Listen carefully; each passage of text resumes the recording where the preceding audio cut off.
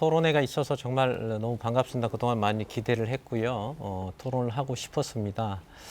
그런데 지난 21대 총선에서 우리 한 후보께서는 그 당시에 고향신문사에서 주관하는 토론회에도 집권 여당이라고 좀 분리해서 토론에 참석할 수 없다 이렇게 말씀하셨어요. 그리고 이번에도 토론회를 참석을 하지 않아서 고향 신문에서 주도하는 토론회에 저희가 참석할 수가 없습니다. 저는 조금 더 알리고 싶은 그런 생각에서 좀 토론회를 기다렸었는데 고향 토론회를 못했었습니다.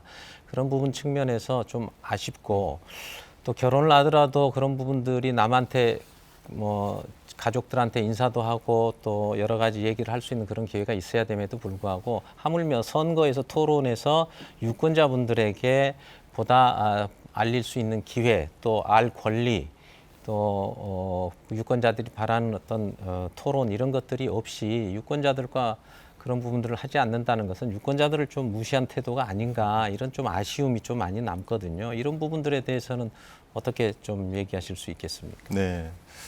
우선은 유권자를 떠나서 우리 장석환 후보께는 심심한 양해의 말씀 먼저 좀 드립니다.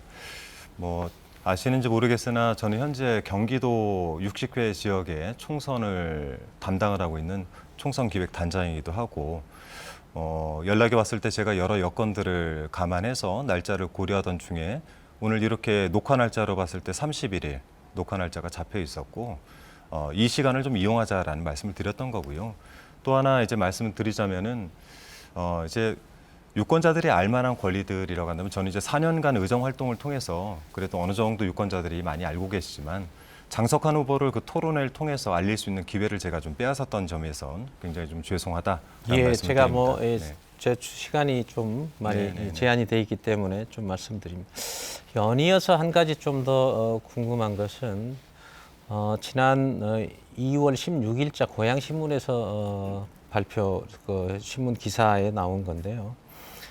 지역구 251명의 현역 국회의원분들 중에 매니페스토 공약 이행에 대한 부분들이 26분이 이행을 하지를 않았었습니다. 즉 미공개 상태인 거죠. 그중에 우리 한 후보께서 들어 있었습니다.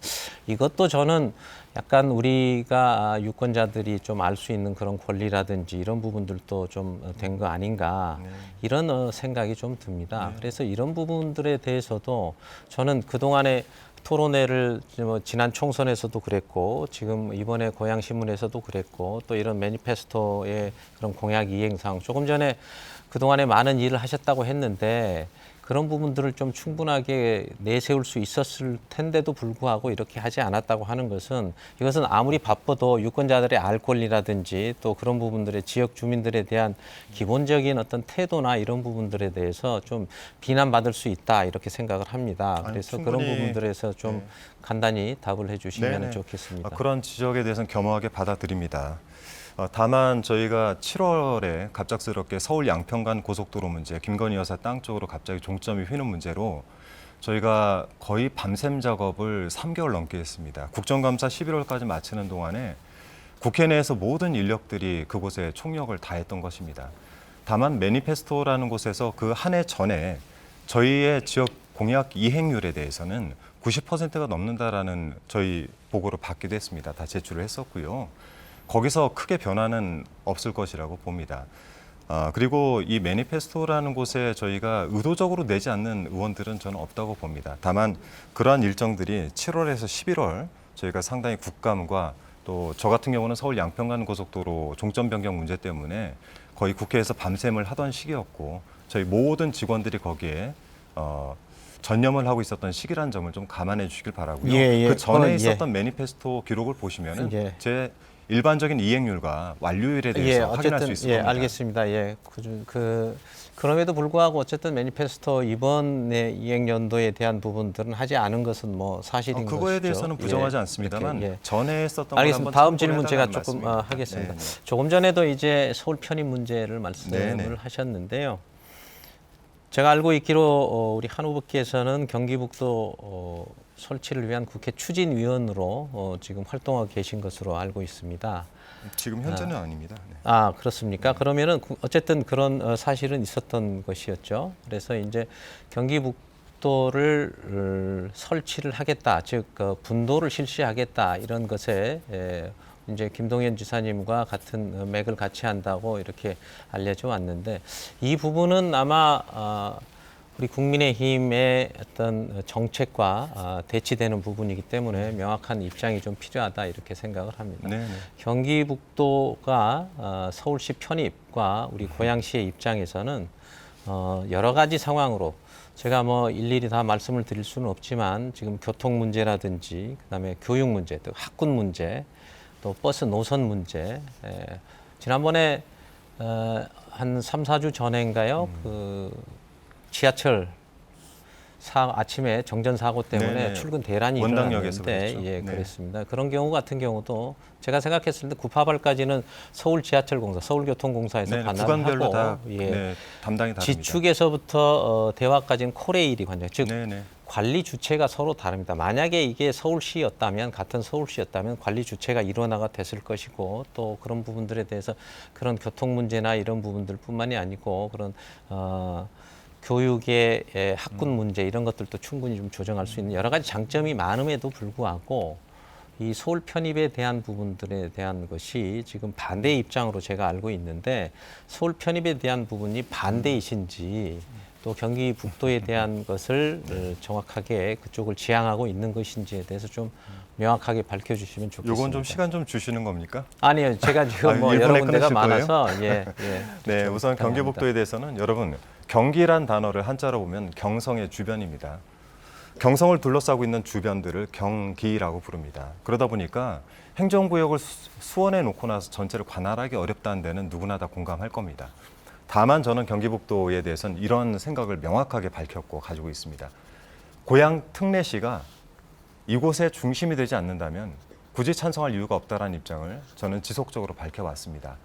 다만 도지사하고 협력은 저희가 예산 확보나 여러 가지 면에서 저희에게 유리한 지점이 있기 때문에 함께했던 것들은 있었지만 저는 경기북도에 대해서는 명확하게 말씀드립니다만 우리 고양시에게 득이 되지 않는 경기북도에 대해서는 반대합니다.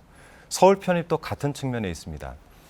지금 현재 서울 편입과 관련해서 그 국민의힘 측에서는 어떻게 얘기합니까? 윤석열 대통령께서는 서울 편입과 관련해서 고양 특례시의 기능 강화를 이야기하고 있습니다. 이동환 국민의힘 측 고양시장은 재편을 이야기하고 있습니다. 그리고 그간의 국민의힘 측에서는 서울 편입을 얘기하는데 우리 또 장석환 후보님께서는 보니까 덕양구만 또 떼서 이야기를 하시는 것 같아요. 그러니까 이런 입장을 먼저 정리해 주시고 주민 투표를 통해서 주민들의 의견이 명확하게 모아지면 저는 굳이 반대할 필요가 없다 이렇게 생각합니다. 거기까지 듣고요. 조금 오해가 있으신데요. 첫 번째는 서울 편입에 지금 이제 우리 한 후보께서 말씀하신 부분은 그러면은 지금 경기 북도를 찬성하는 것도 아니고 반대하는 것도 아니고 고양시에 도움이 된다면 뭐든지 찬성할 수 있다는 겁니다. 조건부 찬성과 조건부 반대 이런 입장이기 맞습니다. 때문에 명확한 입장이 조금 듣기 어렵다. 저는 그거를 이렇게 정치인들이 명확하게 하는 순간 더 문제가 되는 거죠. 그러니까 저는 그렇게 이제 이해가 정치인들은 되고요. 국민의 의견을 들어야 되기 두 때문이죠. 번째는 이게 서울 편입의 문제가 지금 고양 특례시의 입장이 상충된다고 했는데 서울 편입이라고 하는 것은 특례시 그 자체가 그대로 편입되는 것이고요.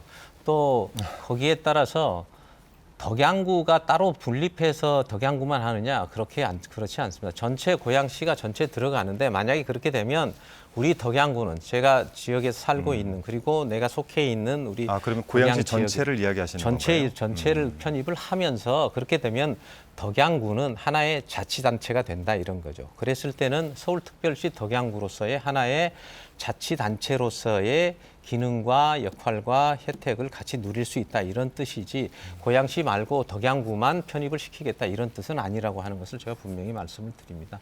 그래서 그런 부분들에 대해서는 좀 더 지금 우리가 많은 분들이 지금 서울의 편입에 대한 부분들에 대한 것들을 우리가 이제 만약에 22대 제가 국회에 들어가면 서울 편입 특별법을 바로 발의를 할 거고요. 그것은 우리 당론에 가까웠기 때문에 당론과 함께 추진을 할 것이라고 하는 것을 분명히 말씀드립니다.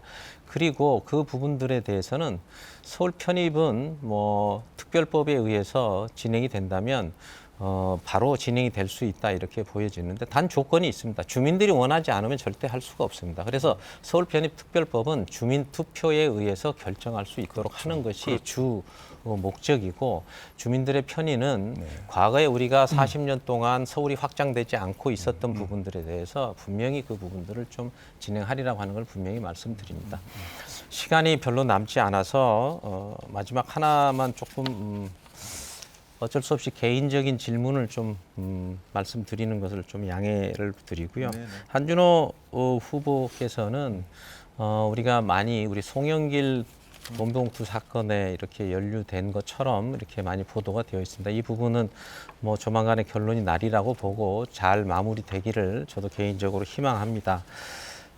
최근에 이제 저희 사무실에 뭐 일종의 뭐 공익 제보자라고 하면서 저한테 와서 몇 분들이 오셔서 계속 얘기를 하는 것 중에 하나가 우리 한 후보께서 이렇게 모 관세법인에 있는 남모 대표와 친분이 있고 그 친분이 있는 분과의 관계 때문에 여러 가지 편의 제공을 받았다 하는 그런 뭐 법인카드나 이런 부분들에 대한 부분들이 있어서 저는 뭐 그 사실을 별로 믿고 싶지는 않는데 계속 그런 부분들에 대한 제보가 들어와서 이번 기회에 거기에 대한 부분을 좀 명확하게 해주시면 좋지 않을까 하는 그런 취지에서 말씀을 드립니다. 네.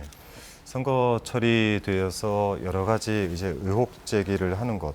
우리 장석환 후보님께서도 아마 지인들이 상당히 많으실 겁니다. 특히 국회의원 선거 치르고 이럴 때 보면은 뭐 후견인, 후원인 등이 많이 필요할 테고요.